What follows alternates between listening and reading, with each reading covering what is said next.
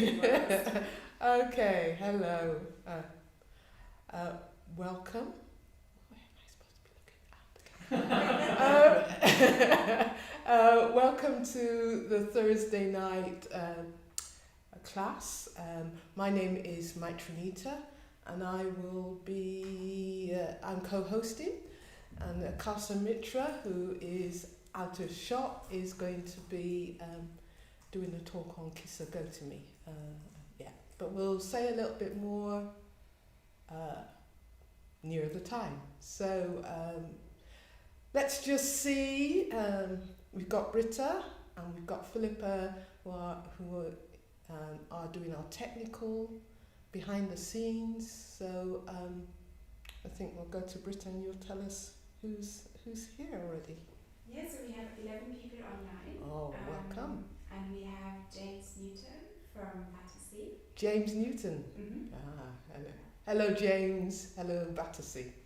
Yeah.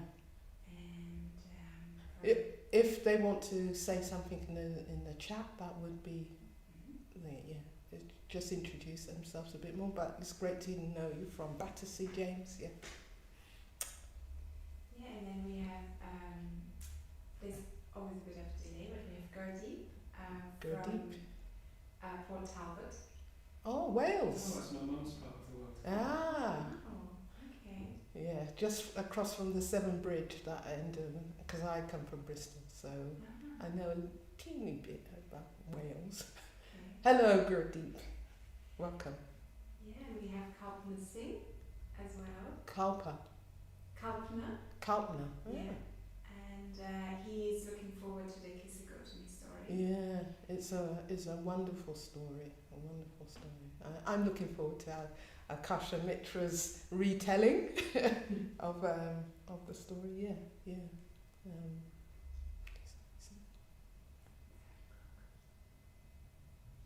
Sorry. We can get started. Oh, 7 o'clock. Okay. Sorry. Welcome everybody to the Thursday night class. My name is Maitranita, and I'm here with Akashamitra, who's going to be talking a little bit later about Kisa Gotami, the story of Kisa Gotami. We're here with Philippa, and we're here with Britta behind the scenes. So welcome again, and this is my second time with Philippa and Britta, so yeah.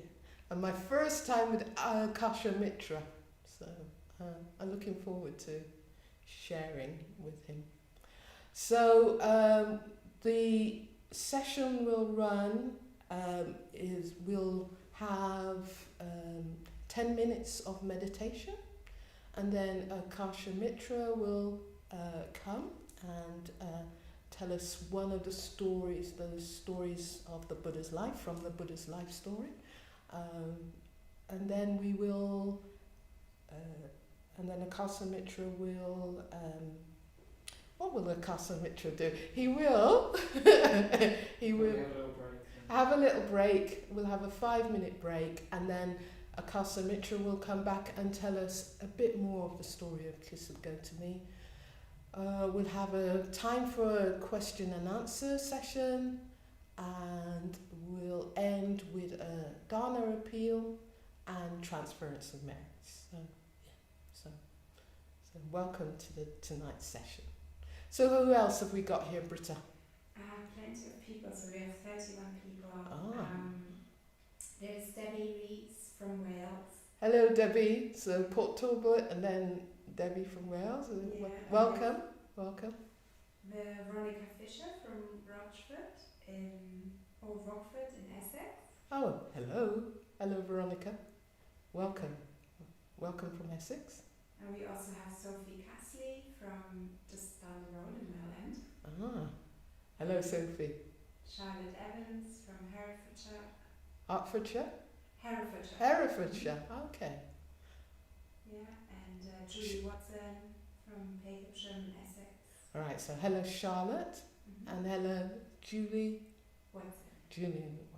Yeah. Okay. Welcome to you all.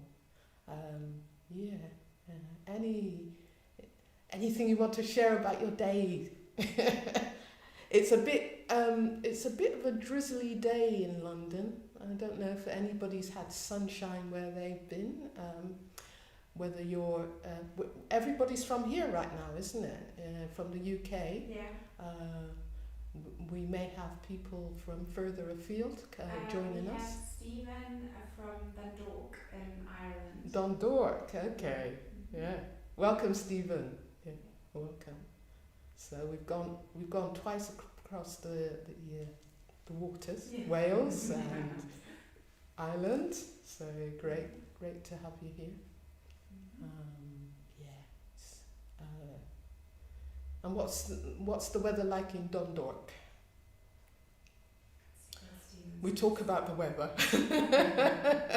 The impermanence of things is always in the weather. Yeah.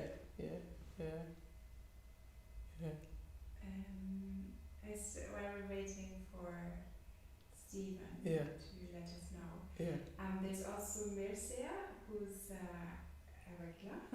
Hello, She's Mircea. tuning in from Southwark in London, and there's also Sophia, who's only quite a lot from Hackney. Okay. Hello, Sophia and Mircea. I'm based in Southwark as well, so I loved going across the bridges. That's the great thing about the north-south divide. It's going across all these bridges over the river. And even on such a kind of bleak day, just the big sky of it all is quite something. Yeah, space. So we're gonna get started with some meditation. I'd invite you to set up for your practice. It would be great if you were upright, maybe in a chair that encourages your uprightness, or cushions, cushions underneath you, under your bottom, or if you're sitting on a sofa, maybe having something to support your back so that you're sitting upright. So we're going to be doing a meditation for about 10 minutes. So just taking in your surroundings, maybe taking in this our beautiful shrine here at this. I'm lucky enough to be in the centre, so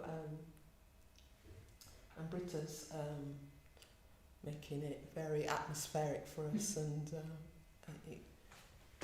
beautiful. So maybe just taking in the shrine, the candlelight, the flowers, and the Buddha, and your own surroundings where you are. And when you're ready, just close your eyes.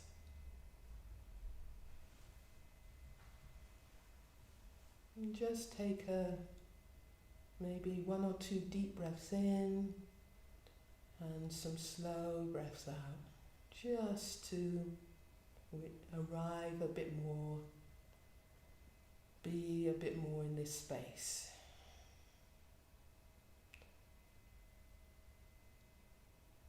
Allowing the breath to help you to soften and let go.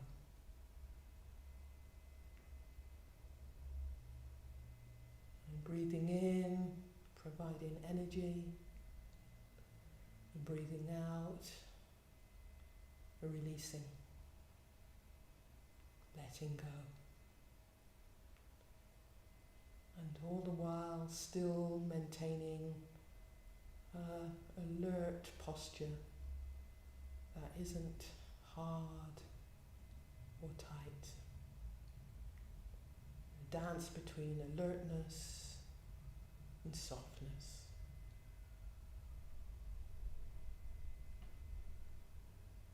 And just bringing our attention to our bodies, our posture, the weight of our bodies in contact with our cushions and our sofas and our chairs and the ground. And seeing if you can let your weight be taken by whatever you're sitting on.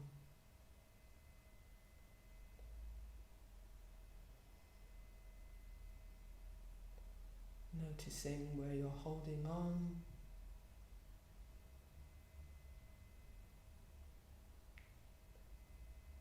Accepting that's there.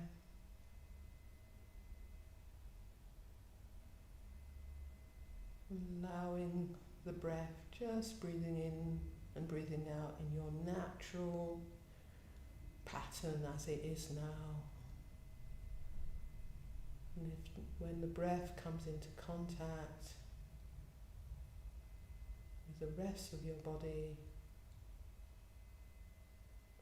it can signal just a subtle letting go.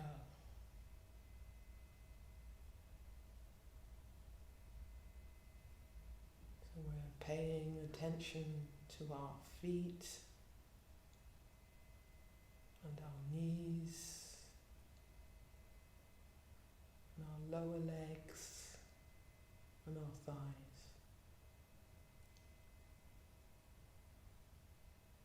Touching the texture of our mats, our cushions, our chairs and our sofa. And also our thighs and our hips and our bottoms in contact.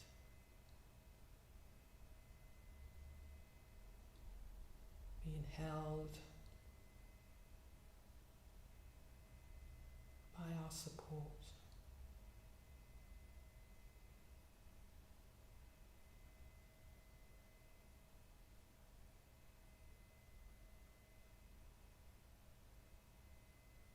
Just noticing the upper part of your body, your belly, your rib cage, your chest, our shoulders and our arms, upper and lower arms, and our hands, maybe resting one inside the other.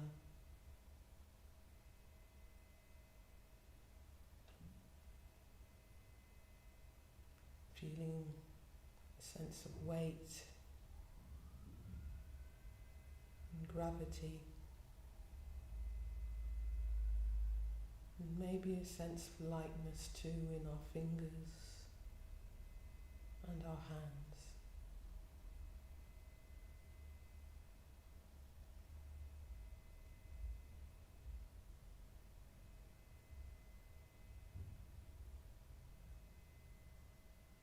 And paying attention,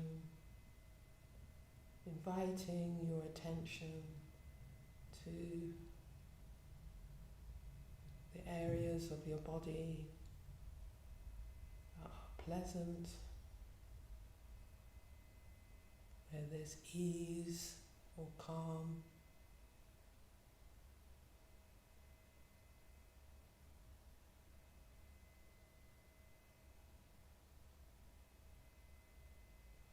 Where the air touches our skin.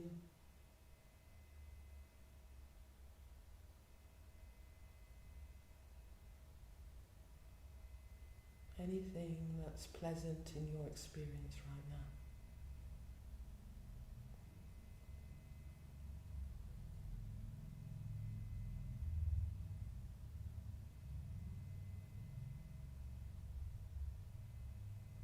And then inviting you and us and we to bring our attention to the areas of our body that feel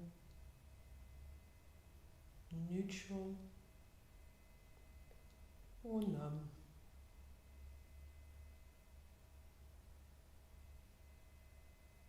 Or the areas that we usually ignore. Maybe it's our backs,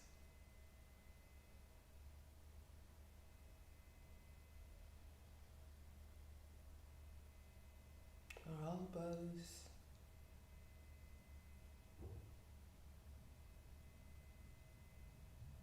the back of our head. Usually it may be the back of our body, any area there. Just bringing a kind tenderness to any areas that we ignore.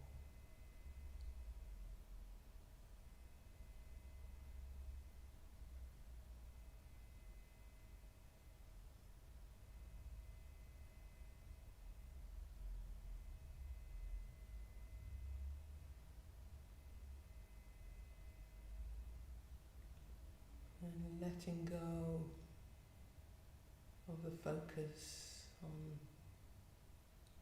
neutral areas in our body, and just seeing any areas where there's tension or tightness or holding on.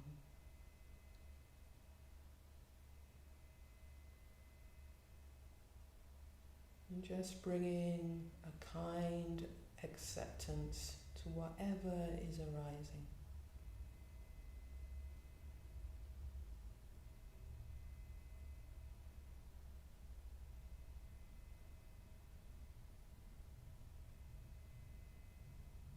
Not trying to push anything away.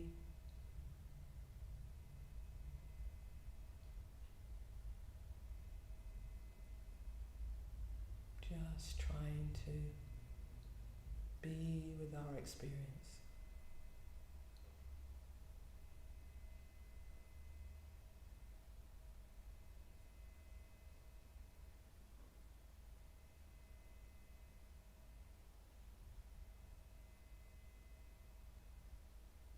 And just coming back to the breath in our body. Breath in the belly, inhaling and exhaling, breath in our chest, expanding and contracting,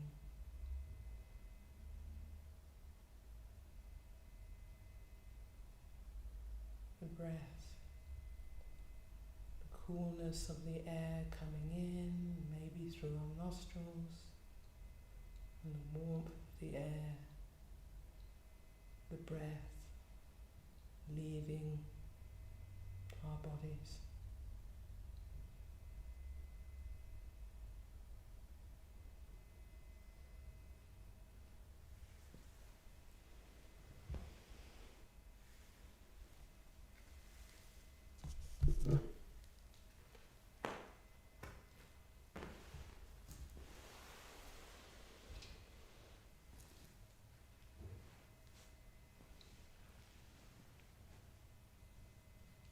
And then just letting go of any effort. And as I ring the bell, open your eyes.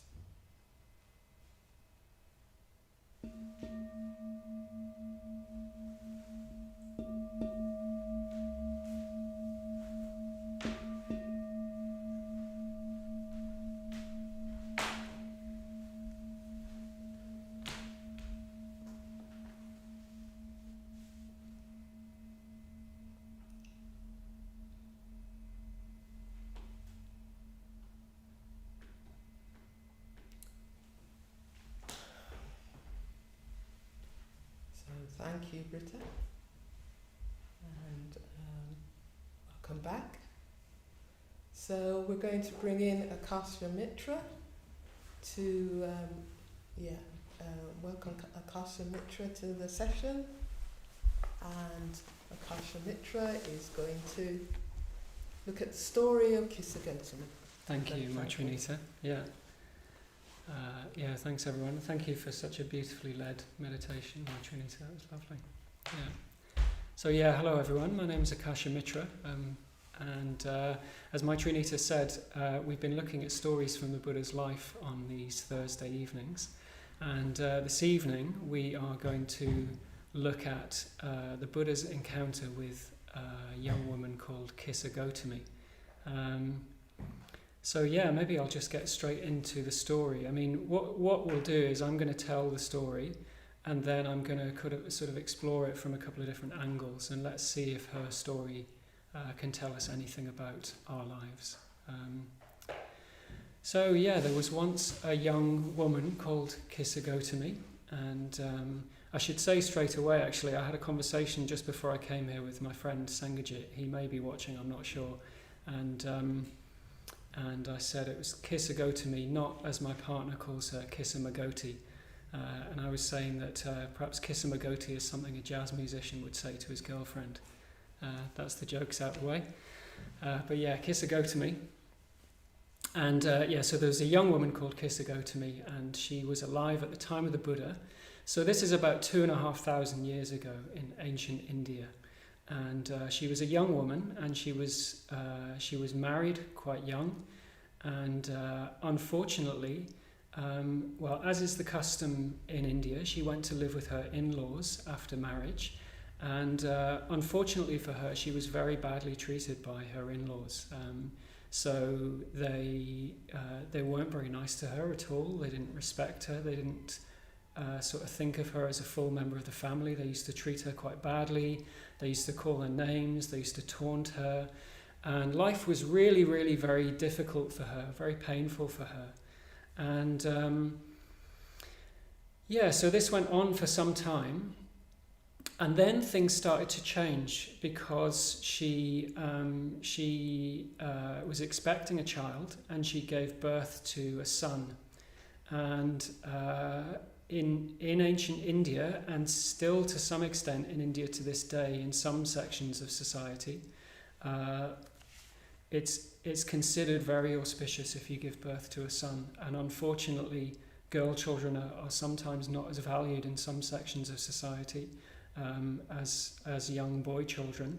And it was considered very auspicious that she gave birth to a son. And her in-laws started to treat her very differently.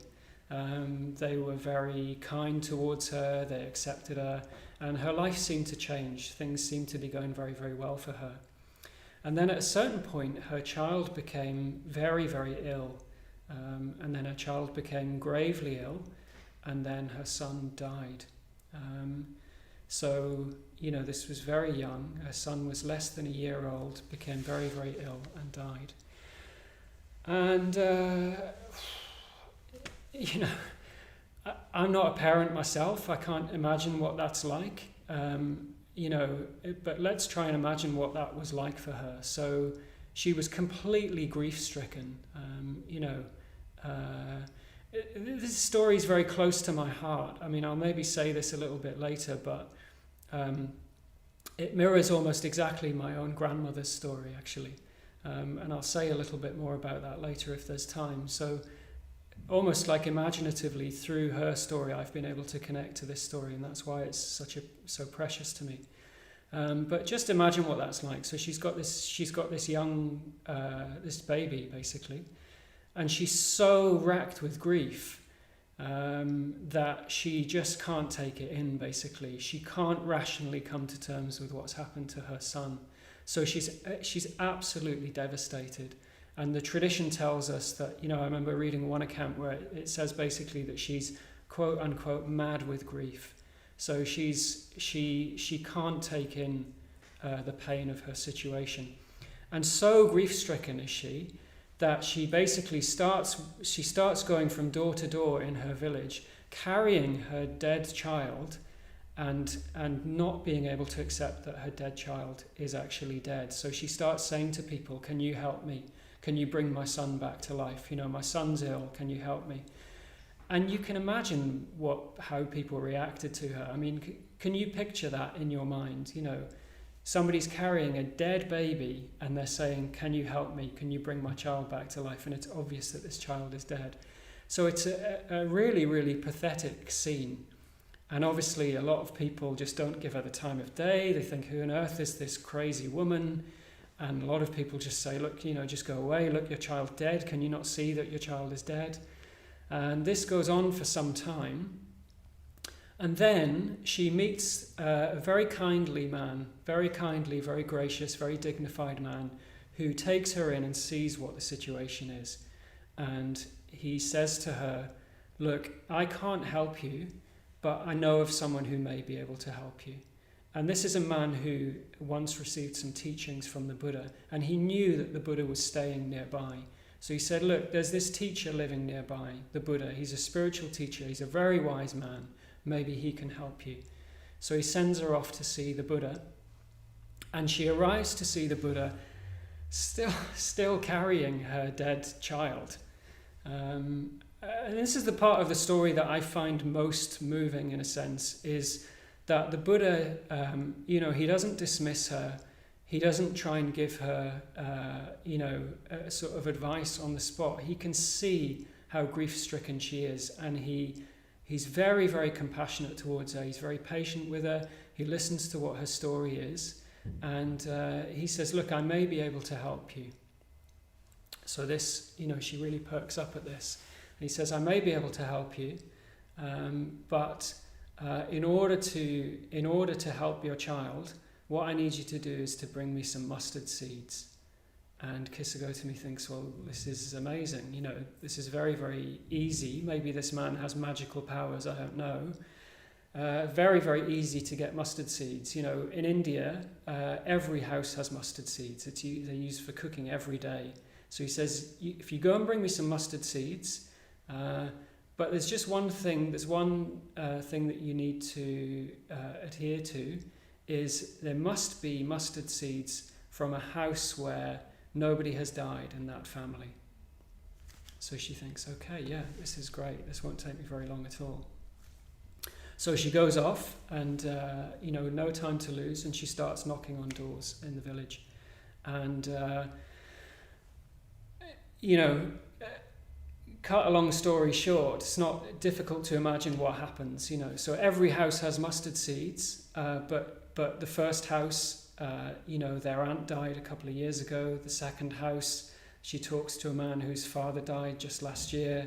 Another house, she talks to somebody, and of course they have mustard seeds, but somebody died in the house only last week. And this goes on and on and on and on. And all day she keeps knocking on these doors. But of course, she can't find mustard seeds in a house where nobody has died, or from a family where nobody has died.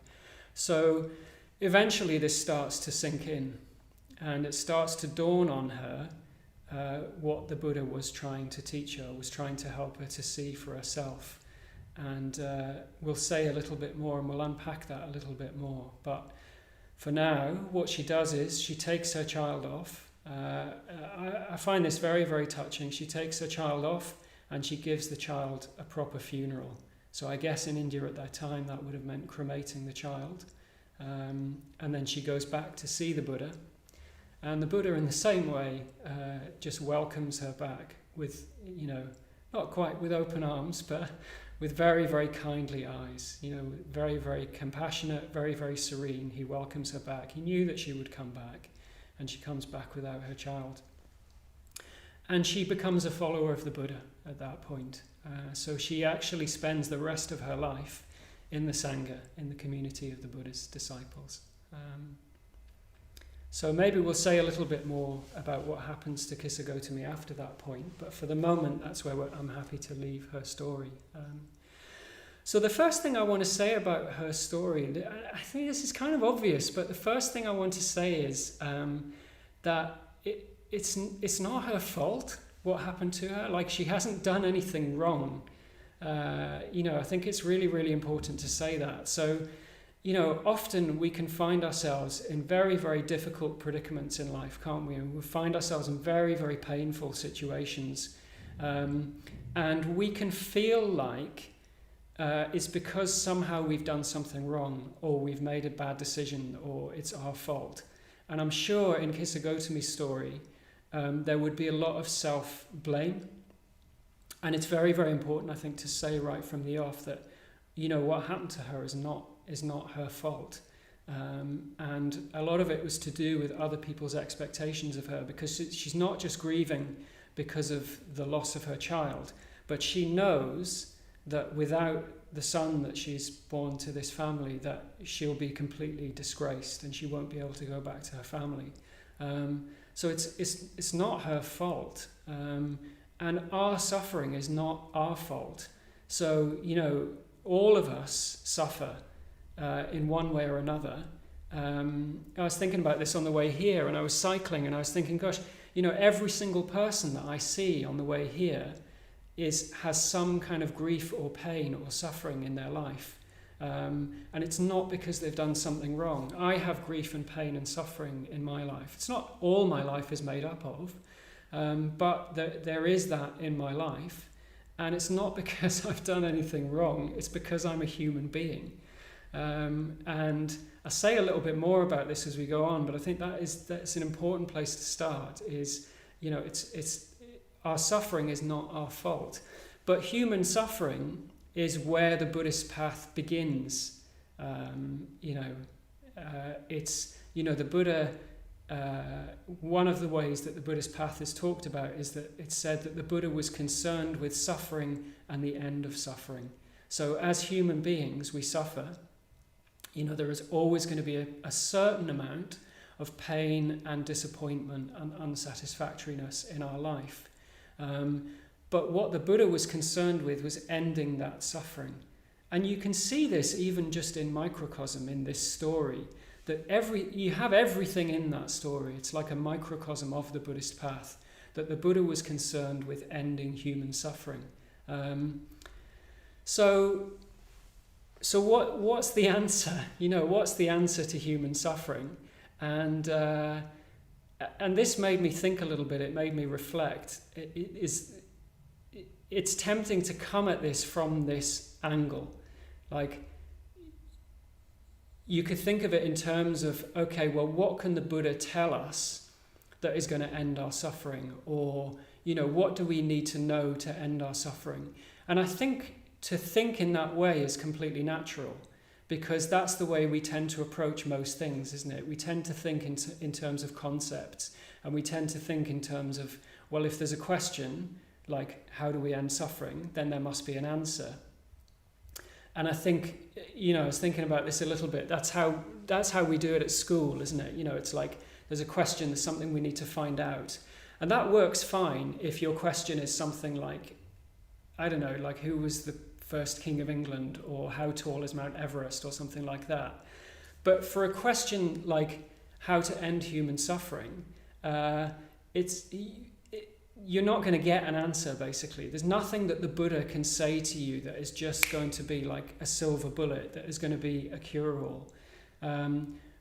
What the Buddha actually tries to do with Kisa Gotami is tries to help her to understand for herself a deeper truth that is going to be the start of the end of her suffering, and is going to help her in the particular situation that she is in now. But he knows that he can't just tell her that when she arrives, because she's so mired in the grief that she's in. She's so in it. Can you imagine how that story would sound if Kisa Gotami turned up with this dead child in her arms, and the Buddha said, well, woman, don't you know that all things are impermanent? Don't you know that everyone dies? Like, that would sound so crass and insensitive, wouldn't it? That's not what Kisa Gotami needs at that time. And the Buddha knows that, and he would never say that to somebody. So what he does is he gives her a task which will help her to see for herself. And I think this is a really fantastic metaphor for the Buddhist path, is nobody can tell, because everybody's different, and because everybody has a life history and so much confusion and ignorance that we've accumulated over our life, nobody is going to be able to say to you, okay, it's like this, and suddenly like all of your suffering is dispelled. It's a path of stages. And what we need to do is actually walk the path and engage with these practices that slowly help us to actually see things more clearly. And I think it's as much about undoing a lot of the time as it is about doing. It's actually about undoing a lot of the sort of pickles that we've led ourselves into in our lives and the things that we believe that are actually really unhelpful for us. Slowly we can start to kind of pick those things apart. I mean, you know, it's interesting. Often, you know, you get like I'm not knocking this at all because I think these things have their place, but you get like self-help books, for example, that say, you know, if you do these 5 things or if you learn these 5 truths, then everything's just going to be fine from now on. Or, you know, adverts will say like, oh, you know, if you live in this place or you buy this product, that everything's going to be fine. And it's never going to be like that. And if anybody says to you that, you know, that they can fix your suffering in one fell swoop, like the chances are that they're lying. So something may spark you off. You know, and there are actually instances from the Buddha's life where he says something to somebody and suddenly like they have an awakening moment or something really changes for them. But usually that's the result of them doing quite a lot of groundwork before that. You know, it's a path, and I think Kisa Gotami's story is a really, really wonderful metaphor for that. That she embarks on this task and slowly then things start to sink in. But even when she goes back to the Buddha, in a sense, that's not the end of the story. It's actually the beginning of the story, because that's really when she embarks on the path, because she's so appreciative of the Buddha's teaching. She's so inspired that faith arises in her and she thinks, wow, you know, I want to follow this man. He's so compassionate. He's so wise. So what does the Buddha help her to see for herself? So some of you may be familiar with the first noble truth. So there's a teaching called the Four Noble Truths, which is one of the central teachings of Buddhism. And the first noble truth is that life is dukkha. And this wonderful word dukkha, which doesn't have a direct translation in English, it's a Pali word, and it means something like unsatisfactoriness, painfulness, disharmony, and that is present in human life. So that's the first noble truth, is that dukkha is present in human life.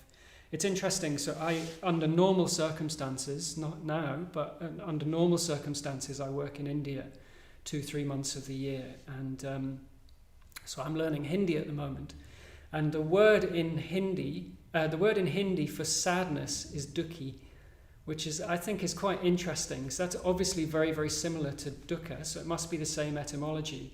And I found that really helpful when I learned that, because it's not just unsatisfactoriness. It's almost like it's the sadness about that. It's the sadness and the pain around the fact that life is like that. I mean, I can certainly relate to that. I'm sure you can. It's like just the sadness that goes with being a human being sometimes, that I make a mess of things. I upset people. I do things wrong. I've made some really, really serious mistakes in my life.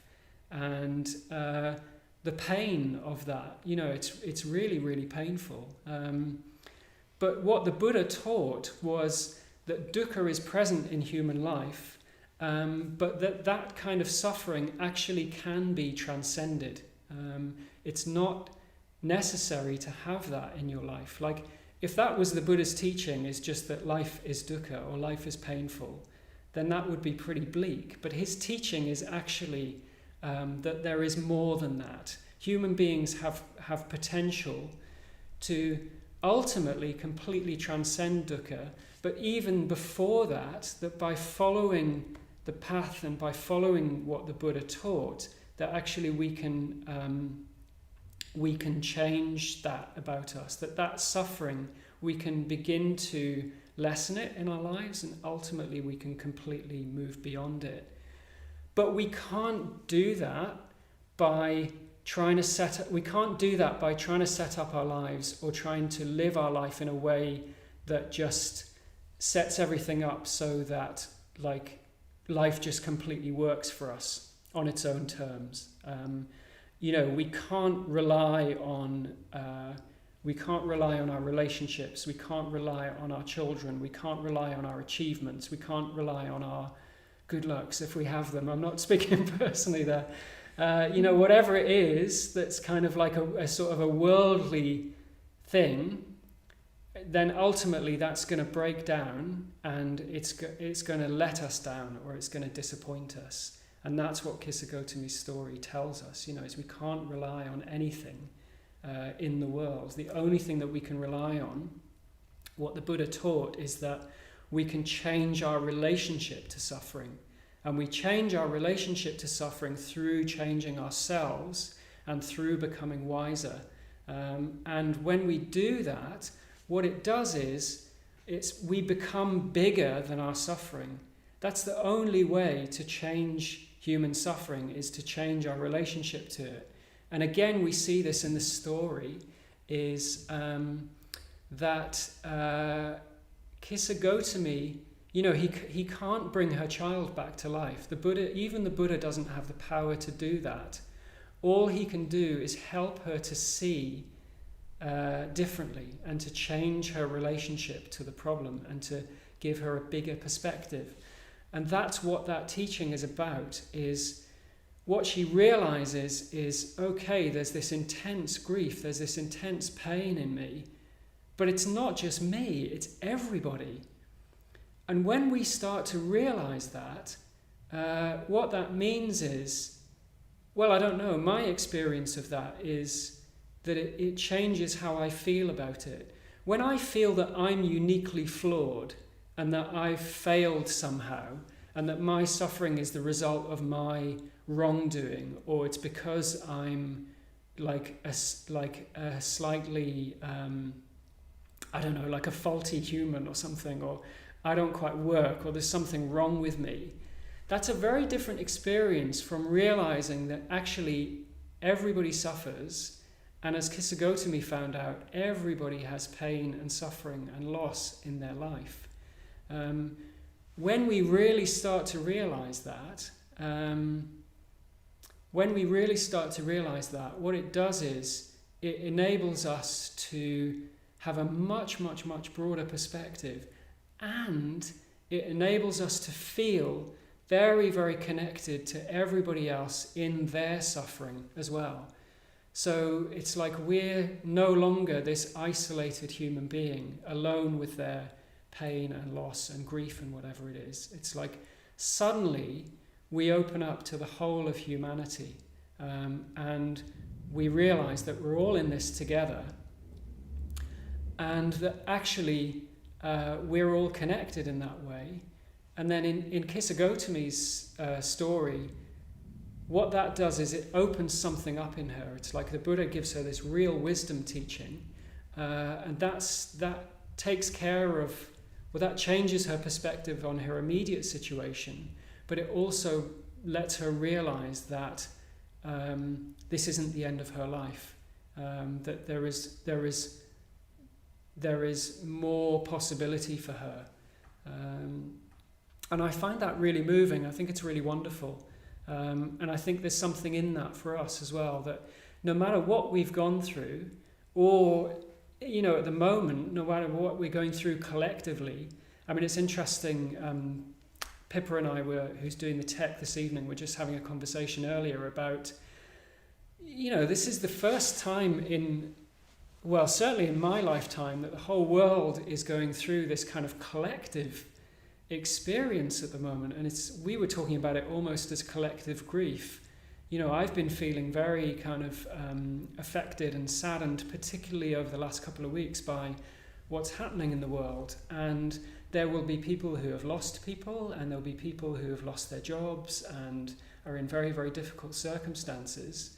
So opening up to that and being in solidarity with that is is probably the most helpful place where we can be at the moment, is opening up to other people. And what the Buddha would say is that the more we can sort of bring a wisdom perspective into that, the more help and the more use we can be to other people as well.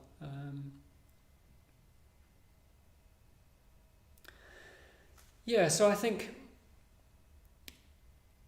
the takeaway from this is well, I've talked about a lot of it already, but there is this truth of dukkha, there's this truth of human suffering. But what the Buddha would say is that's that we can change our relationship to that, and that no matter what we're going through, or no matter what the difficulty is that we're in at the moment, I think it's two sides of the same coin, isn't it? Because if you look at Kisa Gotami's story from one side, so it's impermanence basically, isn't it? And what impermanence means is that nothing lasts, nothing abides. So we can't rely on anything because of that. Ultimately, we can appreciate things, we can value things, things can make us happy, but they're not going to bring us everlasting, complete happiness forever. That's just not the nature of things. So what one side of the coin means is that nothing lasts, and it means that human beings, even when they're very young, sometimes can die. We don't know why that happens. But then the other side of that, and this is the other side of this wisdom teaching, and you need both because both are true. The other side of that is that there is always possibility, and that grief also doesn't last, and it's not like Kisa Gotami sort of quote unquote gets over the loss of her son. You don't get over something like that. I was saying earlier about my grandmother. So my grandmother, she died a couple of years ago. She was 100 years old. I had a very close relationship with her. And she outlived 3 of her 4 children, including my father, because my father was only 49 when he died. But he had a brother who died before he was born. So so my grandmother, when she was a young woman, she had a son, and he died when he was 2 years old.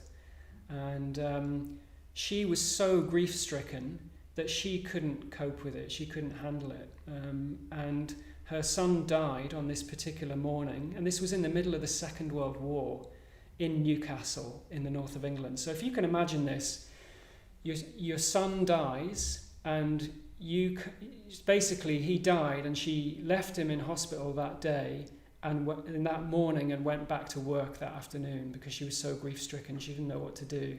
And she just kept working, and eventually she kind of had a breakdown after a few months. And this is in the middle of the Second World War in Newcastle in the north of England, getting bombed left, right and centre. She's got another child at home to look after, and her husband, my grandfather, was away at sea because he was in the Navy during the war. So, what do you do with that, But I know because I, obviously knew my gran towards the end of her life, that you never get over something like that. And she continued to talk about my uncle, who I was named after, actually. My given name was James, and I was named after this child who was called James. You never get over something like that. And Kisa Gotami would not have got over, quote unquote, the loss of her son. But what she could do is come to terms with it. So she could come to terms with it, and she could change her perspective on it, and she could change her relationship to it. Okay, so I will have a little bit more to say about this after the break as well, but I wonder whether to say anything now.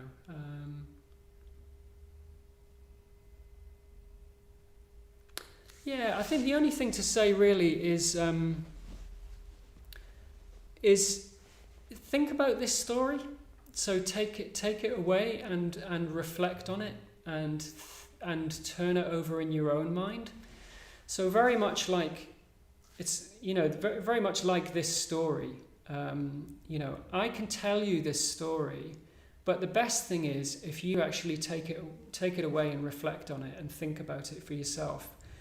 Because these myths, these stories from the Buddhist tradition, the wonderful thing about them, I first heard this story about 21 years ago, and I keep coming back to it. And every time I come back to it, it seems to offer me something new.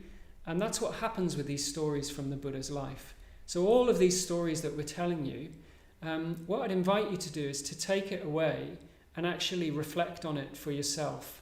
And it will say something different to you about your life than what it says to me about my life. And these stories are like kind of gifts that they just keep on giving out more and more jewels, basically. So take it away, reflect on it, and see what it says to you. And also I'd invite you to just think about particular images from the story. So for me, what really stays with me is the kindness of the Buddha and the compassionate nature of the Buddha. And I find that very, very inspiring. It inspires faith in me, is thinking about this woman coming with a dead child in her arms, how alarming that was for most people. And yet, the Buddha was completely unshaken by that, because that's his nature as an enlightened being. Is he's not going to be affected by anything around him. What he would be able to do is just see completely her in her fullness. So he takes her in and is able to see like where she would have come from. And I think it's really interesting for us to do that as well. When we see people or we come across people, as I was saying, cycling here, it's a really interesting thing to just reflect on the fact that everybody will have some sort of suffering in their life or some sort of difficulty in their life. And when you see people that really seem to be in those extreme kind of situations, you see this from time to time sometimes, don't you? You see someone who's in a real mess or they're really struggling, and the temptation is just to think like, and give that person a really wide berth, but really try and see where that person will have come to in order to be where they are. So really try and look in the way that the Buddha would have looked. I mean, that's the image that I think I find most strong about this story, is how the Buddha took her in, how he seemed to know what she needed to hear at that time, and how he was able to help her as a result of that. So,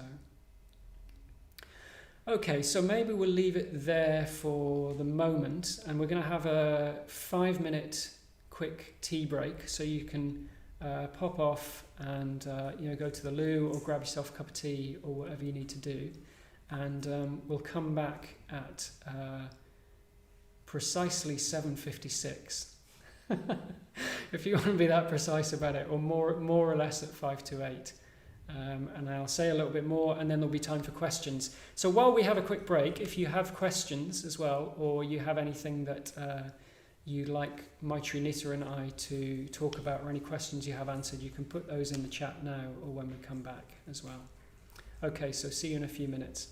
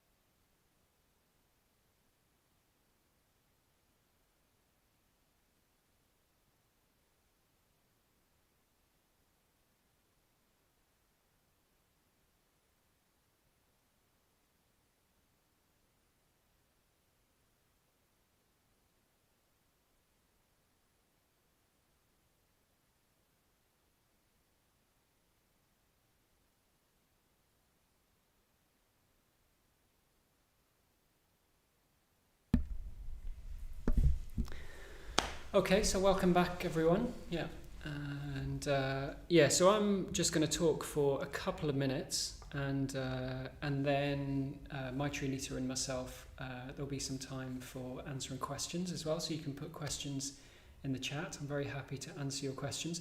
So they can be about the story, they can be about Kisa Gotami, or if you have questions generally about the Buddhist path, we can look at those as well. But yeah, I think I'm not going to say anything new, but I think I do want to emphasize this point from the story that the Buddha can't fix Kisa Gotami's sort of problem, in inverted commas. What he does is he doesn't even try to do that. It's well beyond the scope of the Buddha.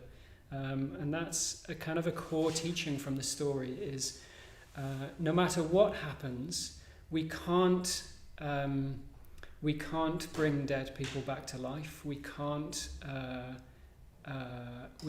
kind of there's a word in Buddhism which is samsara, which basically means sort of like worldly things in the world. We can't fix that basically.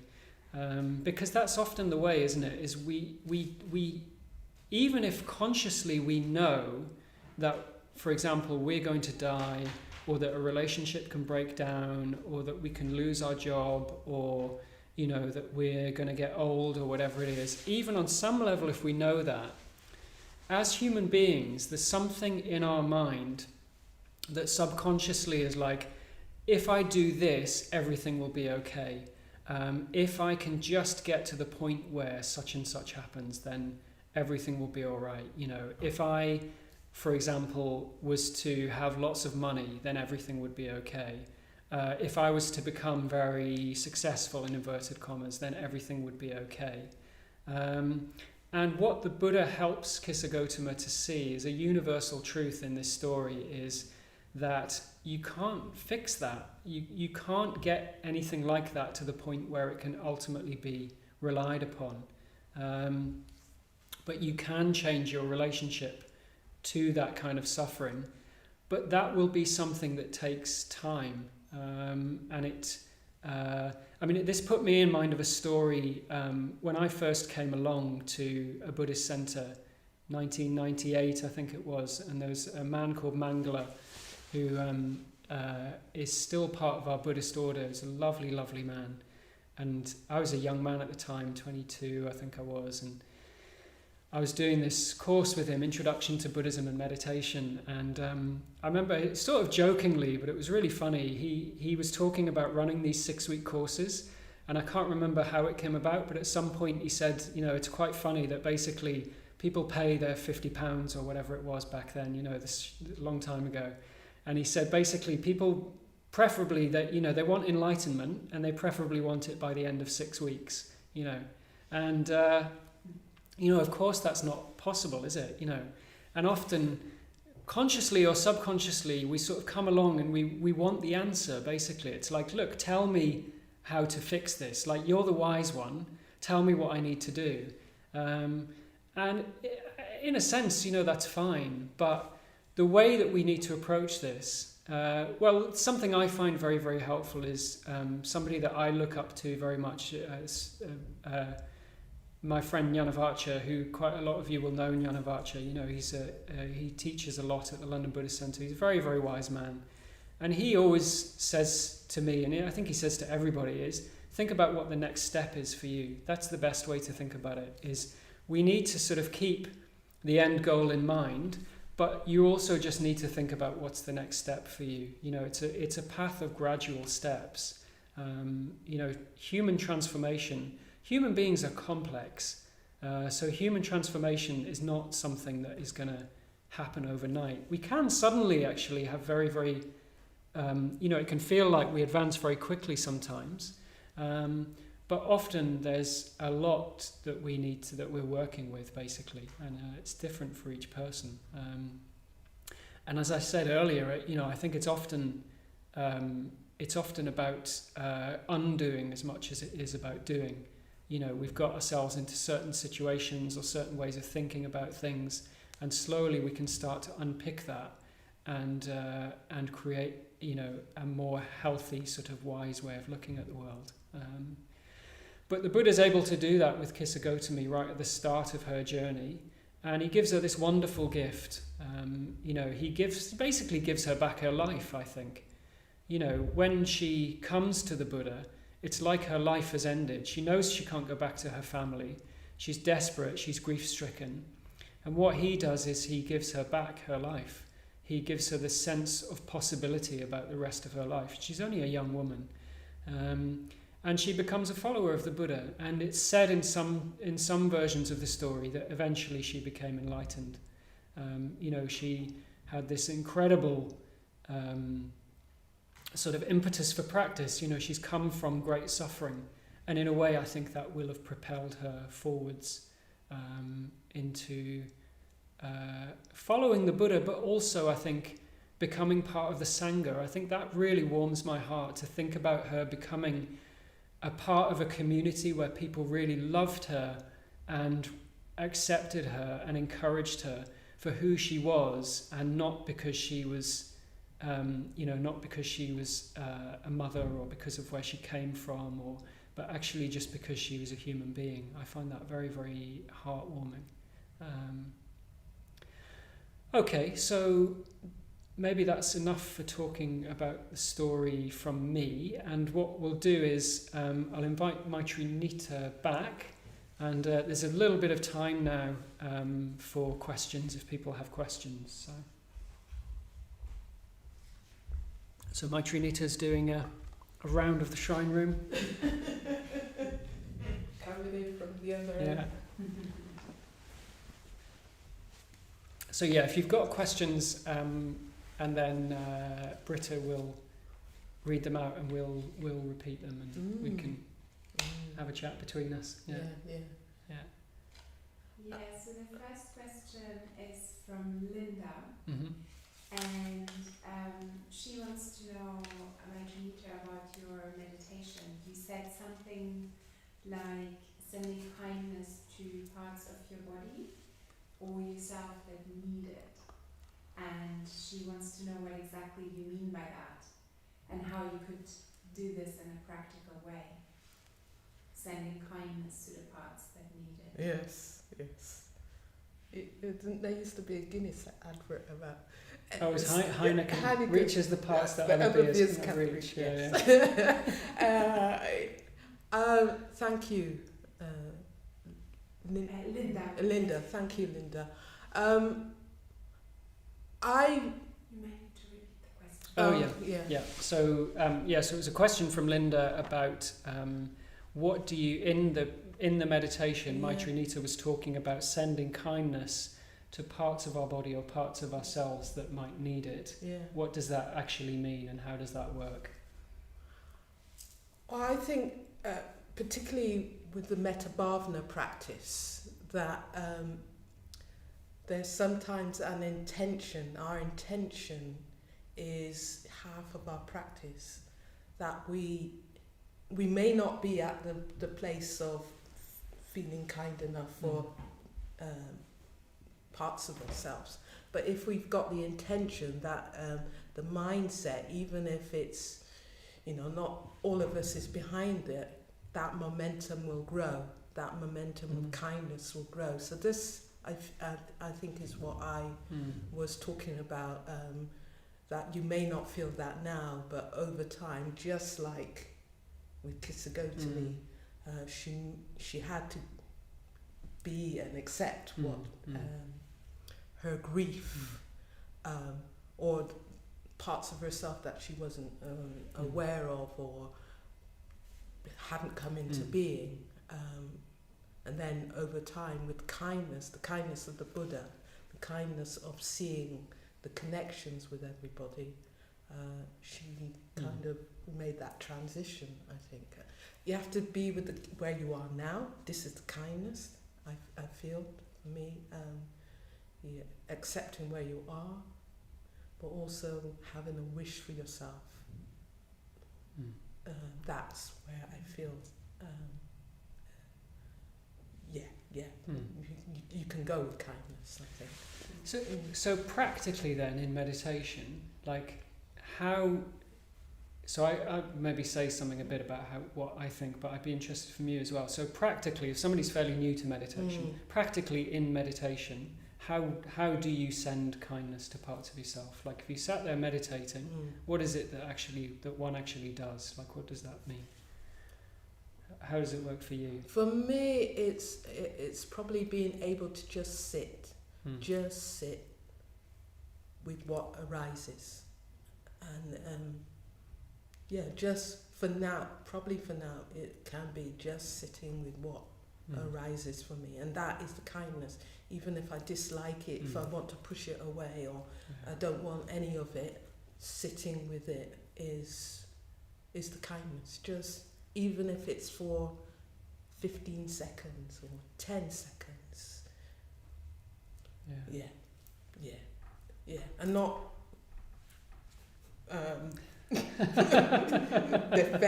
defense. Yeah. If you can, for just a few, just start with a very, very tiny sense of being with your experience. I think that's really, really profound, isn't it? It's simple but very profound, and as you said, I think it does reflect. It is reflected in the story. Yeah. Like I think the image of Kisa Gotami in the presence of the Buddha, like a kindly presence. So sometimes we can be that kindly presence for ourselves, can't we? That we just think, okay, I'm just going to be, if I'm struggling or I'm anxious or whatever's happening, if I can just sit here and try as best I can, it's not going to be perfect, but as best I can just to be present to myself. Yeah. And then sometimes what I do as well is I imagine myself in the presence of the Buddha as well. You know, that, like I was saying, I find it very strong, that image of the Buddha just being present and being kind. And sometimes what I do is I imagine myself in the presence of the Buddha, or sometimes I imagine myself with light coming from the Buddha and that filling me with light as well. I find that a very, very beautiful practice to do. Yeah. So really you can let your imagination take you wherever you want with that. But I think what you're saying is really important. It's about presence, isn't it? Presence to ourselves, or maybe being present to something else. Yeah. Or as you said, this image thing. Yeah. What's beautiful for you? And what's tender in your experience? Yeah, what's there? Yeah. Sunlight. Yeah. Beauty. Flowers. Yeah. Bringing that in. Bringing image. Because the imagination is so powerful, isn't it? Yeah. And when you're meditating, it's just you there on the cushion, so you can do whatever you want in your imagination. Yeah. You know, whatever you feel, whatever helps you to kind of open up to a positive state. Yeah. Yeah. So hope that's helpful. Yeah. Do you have any other questions? We do. So there's two questions that are picking up on the theme of suffering. So one is more about having a bad day and having a lingering kind of feeling of suffering sort of in the head. Yeah. And then there's Johnny, who says he lives with really intense chronic physical pain. Okay. And he says that, you know, he's aware that there's other people who suffer much more than him, but he carries this and struggles with this on a daily basis. Yeah. So wherever he goes, he takes the pain and it's constant suffering. And he just wants to know how he can rise above that. Yeah. Yeah. Do you want to, or shall I? Okay.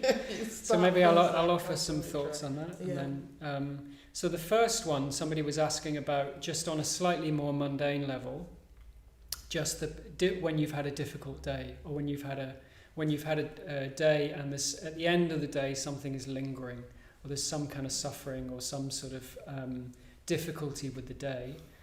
You know, what do you do about that? And then there was another question about being in chronic pain, and maybe I'll come to that question in a moment. But just the first one, Well, I'm going to suggest something which is not really very Buddhist. It's actually much more kind of mundane than that, which is something like, you know, I have a lot of experience of this during lockdown. So I really love my job, for example. I work for a Buddhist charity, and we work with projects in India, like education projects and projects that work with women and girls in India. You know, it's partly why this story is close to my heart as well. And at the start of lockdown, you know, our work was quite challenging and quite stressful and quite complex. And what I used to find at the end of the day is that actually sometimes I'd be my head would be so full with what I'd been doing that day that meditation actually wasn't the most helpful thing. You know, I actually found it quite hard to meditate. And in that kind of situation, what I find is just to do something completely different, to just interrupt what you're doing at the end of the day. So if you're able to do this, and this is the sort of thing that you like to do, the way that I deal with that actually is just by going for a run or going for a long bike ride or something like that, like getting outside and kind of changing the stimulus. And then when you're in a different state of mind, you know, you might be able to do something a little bit more subtle, like, you know, read some Dharma or watch a talk or meditate or something like that. But it's interesting, isn't it? In the story almost you have a reflection of that. Like the Buddha knows when Kisa Gotami goes to him that he's not going to be able to communicate anything subtle to her at that time. You know, he needs to just get her sort of doing something, basically. And that's what I find as well, is if my state of mind is very, very gross and there's lots going on and all of that, I find just doing something physical is very, very helpful. And then maybe you can look at doing something like meditating or listening to a talk or something like that. Do you want to say something about that, and then we'll come to the other questions, or if you have something to... Oh, I was just thinking of a dance, a bit right, of music, yeah, something physical dancing. as well. Yeah, Totally. exactly. Just what your favourite bit of music, or a 5-minute dance in your bedroom. Yeah. I mean, these aren't the most profound Buddhist teachings we can offer, but I think that's what's going to work, personally. Yeah. But it also gets you back in touch with your body. Exactly. Back in touch with the... Yeah, with the ground. The ground. Grounds totally. you again, doesn't it? Bring you back. Yeah. Bring you back so that you can go for the more... Yeah, exactly. More refined... exactly. You just need that base. Yeah, definitely.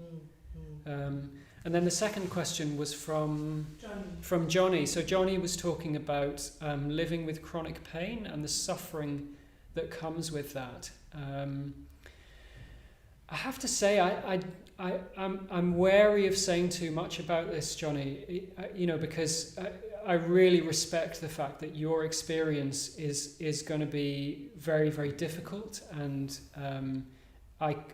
because I haven't experienced that, I don't want to say too much because it might sound a little bit glib, but I understand that living with that kind of pain will be very, very difficult and will be very challenging. I mean, I hope that what we were talking about, that thing of kind of not taking it personally, is some sort of help. And it's interesting in your question that another thing that Johnny said is he recognizes that there are people who are suffering more than he is. And I think that's very healthy, but I think it's also important not to discount one's own suffering, and to also to kind of have, for there to be some kind of self-metta and appreciation for the fact that what you're going through is very difficult. It sounds very difficult. And just the other thing to say is that, you are probably aware of this. I mean, if you were here in the shrine room, or if we were having a conversation about it, we could talk about it one-to-one, but, I'm sure you'll be aware that there are particular teachings on managing chronic pain, and there's a Triratna organisation called Breathworks that exists specifically to help people living with chronic pain as well. So if you're not aware of them, I would say sort of, look into that. And they do courses for people managing chronic pain, and there are teachings available on that. But I'm wary of saying much more than that, because I think, that experience is very, very difficult, and I don't want to sort of sound glib by trying to offer my own perspectives on it. So, but I hope that's helpful. Yeah. I don't have anything more to offer than what you've offered, Akashamitra.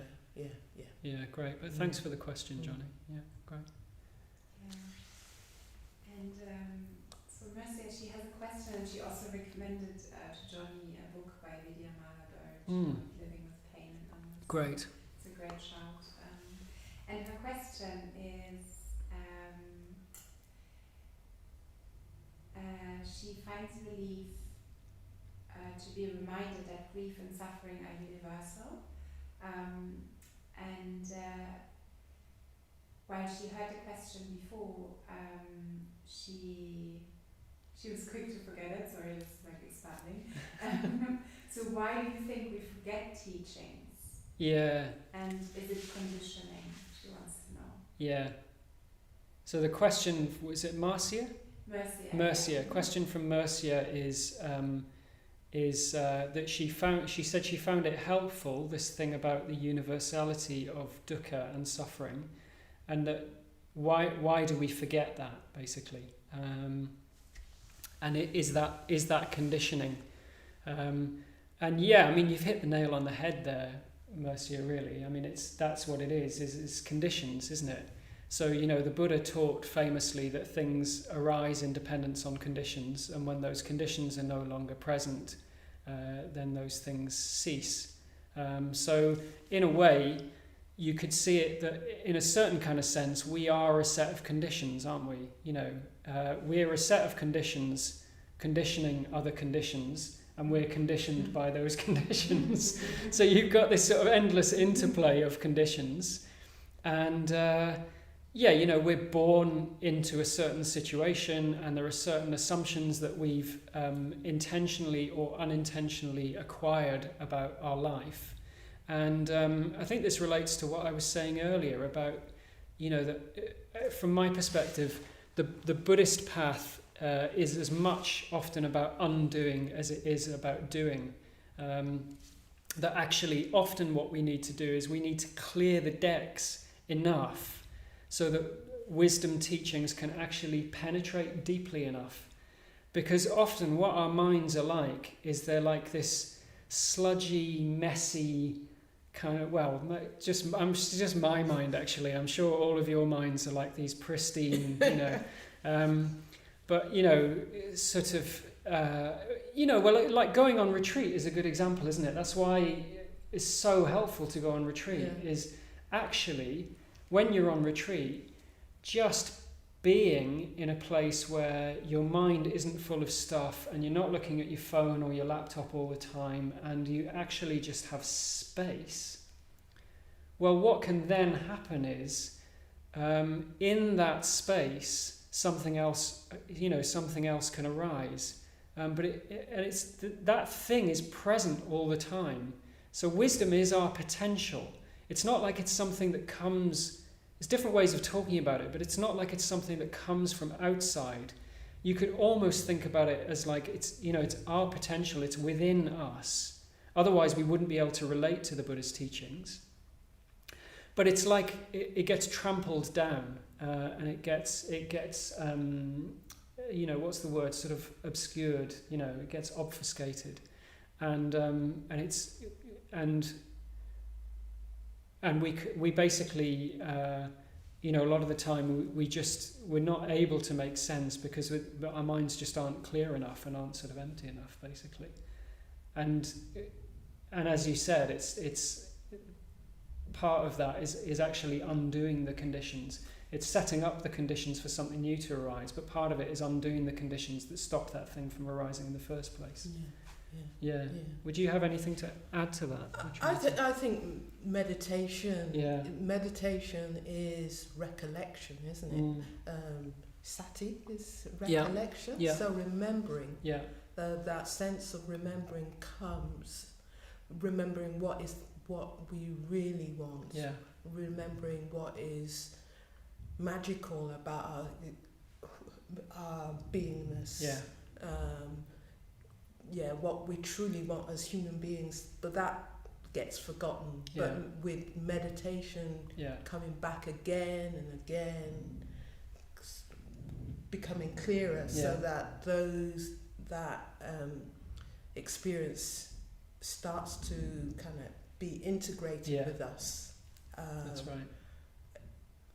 Is what meditation practice can be. It's coming back to remembering and recollecting in the breath, in the metta bhavana, that kind of sense that that love and compassion and wisdom are part of our experience, but we forget it. That's right. We forget it, and you know, just like we go to distraction, when we come back to the breath and to our body and to our heart and our emotions, then we're starting to remember again what is the best in us, and what connects us to the best in all human beings and all living things. So it's like creating receptivity, isn't it, basically? If we're not receptive, then things can't get through. Yes. And if they are, then they can. Yeah. And it's like, the way I experience it is I keep coming back to these truths again and again, and these truths are extremely powerful. Like you know, say like life is dukkha. Yes. You know, I heard that 20 years ago. Yes. And life is dukkha. But then when you're really receptive, it's like, life is dukkha, you know. And then you come back to that again in 2 years' time or 3 years' time, and eventually that truth will penetrate so deeply that you are completely transformed by it. But we have to keep clearing the decks, and then clearing the decks some more, and clearing the decks some more. Yeah. And eventually it penetrates more and more and more. It's just like you telling the story of Kisa Gotami. I've heard it regularly over the years. And yet your telling of it reveals something else for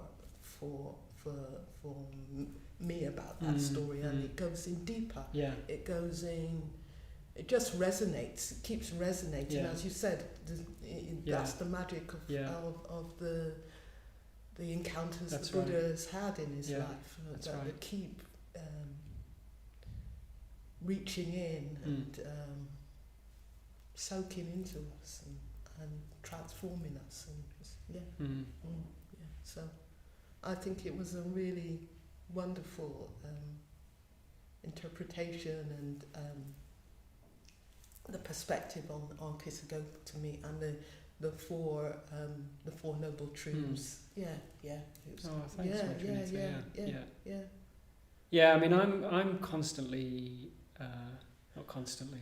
I'm often amazed by that story, like I said, but actually just the Buddhist myths in general. And this is why I was saying is really reflect on these truths. Yeah. Because the reason why they keep giving and giving and giving is because we change in relationship to them. So as we keep practicing, it's like they offer us more and more and more, basically. And so it's really wonderful.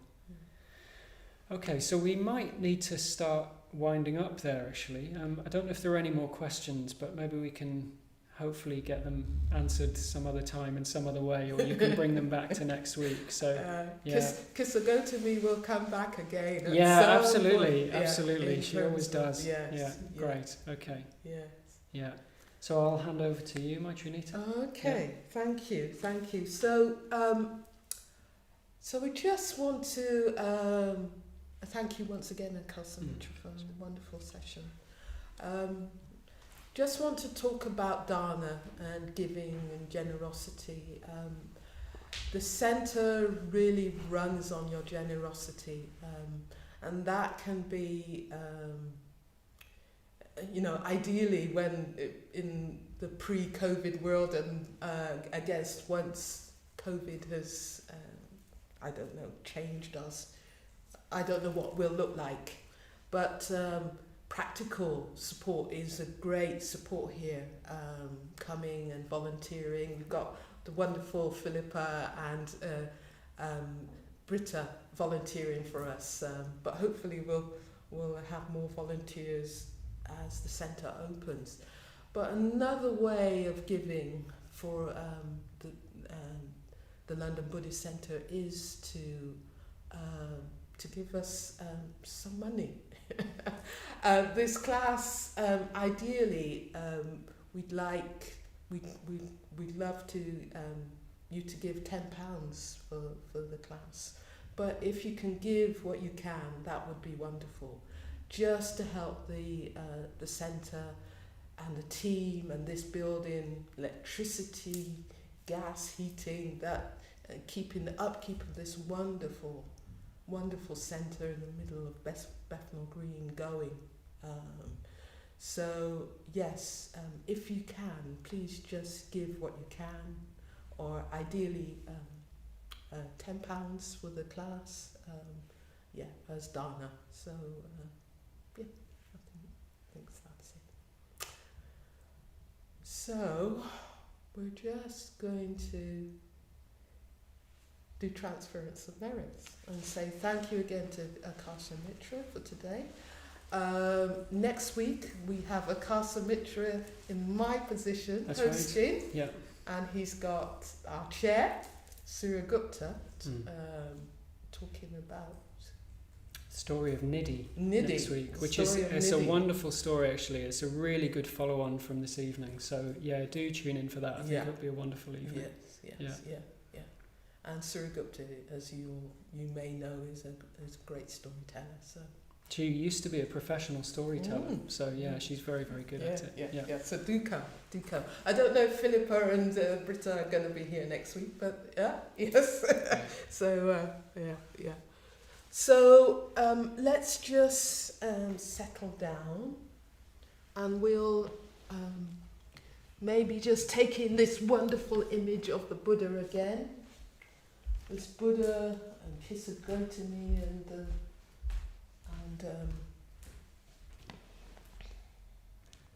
idea, the sense of his presence, or the Buddha's presence in our lives, as we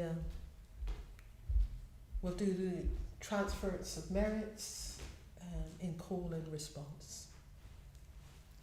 I'll just ring the bell 3 times, and then we'll just come back to your body and your breath, and we'll start.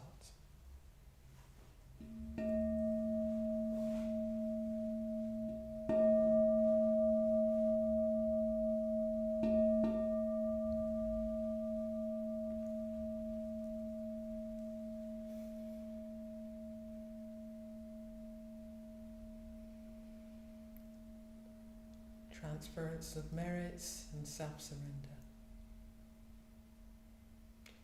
May the merit gained. May the merit gained. In my acting thus. In my acting thus. Go to the alleviation of the suffering of all beings. Go to the alleviation of the suffering of all beings. My personality throughout my existences. My personality throughout my existences. My possessions. My possessions. And my merit in all 3 ways. And my merit in all 3 ways. I give up without regard for myself. I give up without regard for myself. Just as the earth and other elements. Just as the earth and other elements. Are serviceable in many ways. Are serviceable in many ways. To the infinite number of beings. To the infinite number of beings. Inhabiting limitless space. Inhabiting limitless space. So may I become. So may I become. That which maintains all beings. That which maintains all beings. Situated throughout space. Situated throughout space. So long as all have not attained. So long as all have not attained. To peace. To peace.